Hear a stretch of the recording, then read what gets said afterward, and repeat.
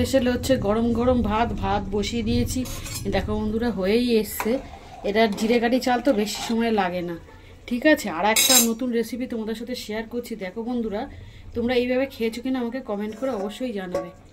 এই দেখো বন্ধুরা দেখাচ্ছি, এই দেখো এটা হচ্ছে সর্ষে পাঁচফোড়ন ঝাল, ব্লেন্ডারে টমেটো আর শুধু কালো সর্ষে, কাঁচা লঙ্কা, লবণ, একটু হলুদ দিয়ে ভালো করে পেস্ট করে নিয়েছি। দিয়ে এটাকে ছেঁকে নিয়েছি। ছেঁকে নিয়ে কড়াইতে পাঁচফোড়ন কাঁচা লঙ্কা ফোড়ন আর টমেটো ফোড়ন দিয়েছিলাম। দিয়ে একটু চিনি দিয়েছি, একটু নুন দিয়েছি। দিয়ে ওই সর্ষে পেস্ট করেছিলাম যেটা, সেটা ধুয়ে নিয়ে জলটা ঢেলে দিয়েছি। ঝোল ভালো করে ফুটে উঠলে নুন হলুদ তো দিয়েছিলাম তখন এই ফোড়ন ভাজার সময়, পাঁচফোড়ন ভাজা হয়ে গেলে তারপরে ফুটে উঠলে মাছটা দিয়ে দিয়েছি। মাছটা দিয়ে দেখো চেরা কাঁচা লঙ্কা দিয়ে দিয়েছি। দারুণ লাগে, এখনও হয়নি যদিও। এর উপরে দেওয়া বাকি আছে বন্ধুরা কাঁচা সর্ষের তেল আর ধনেপাতা। এইভাবে একদিন মাছের ঝাল তোমরা করে খেয়ে দেখবে, তারপরে আমাকে জানাবে কেমন হয়েছে। আমরা প্রায় করি এটা, দারুণ লাগে খেতে। আর এর মধ্যে অন্য কোনো মশলা দিলে ধনেপাতার গন্ধটা একদম আসে না। আজ পাঁচফোড়নের জানো তো বন্ধুরা খুব মিষ্টি গন্ধ আছে। এটা এখনো ফুটছে, আস্তে আস্তে হবে। আর নুন মানে যত রকম মশলা আছে মাছের গায়ের মধ্যে ভালো করে মিশে যাবে, দারুণ লাগবে খেতে। আর কাঁচা তেল যে কোনো ঝালের মধ্যে দিলেই কিন্তু খুব টেস্টি হয়। আর এটা কাঁচা লঙ্কা রান্না, কোনো শুকনো লঙ্কা এর মধ্যে পড়েনি। শুকনো লঙ্কা দিলে টেস্ট হয় না। আর আমি বন্ধুরা কাঁচা লঙ্কা দিয়ে সব কিছু রান্না করি।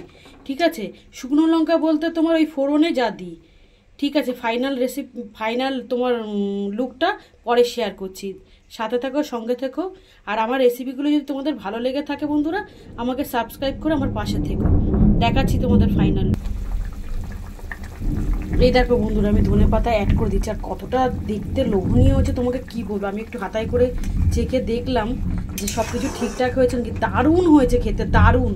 আমি ভাষায় প্রকাশ করতে পারবো। একটু কাঁচা সর্ষের তেলও দিয়ে দিলাম।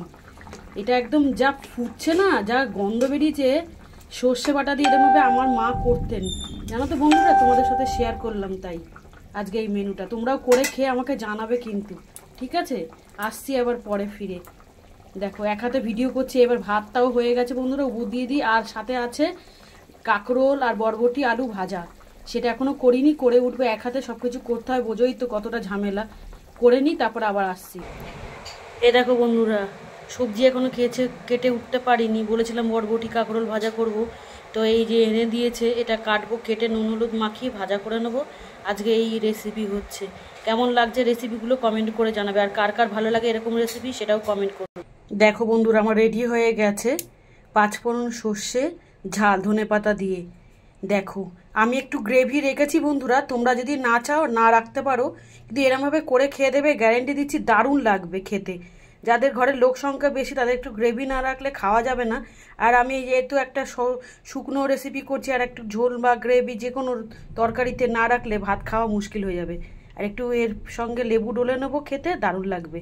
তো কেমন হয়েছে রেসিপিগুলো আমাকে কমেন্ট করে জানাবে।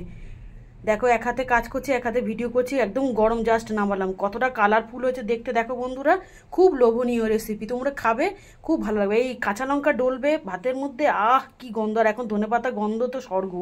ঠিক আছে রাখি, দেখা হবে অন্য কোনো ভিডিওতে অন্য কোনো রেসিপি নিয়ে। Tata bye.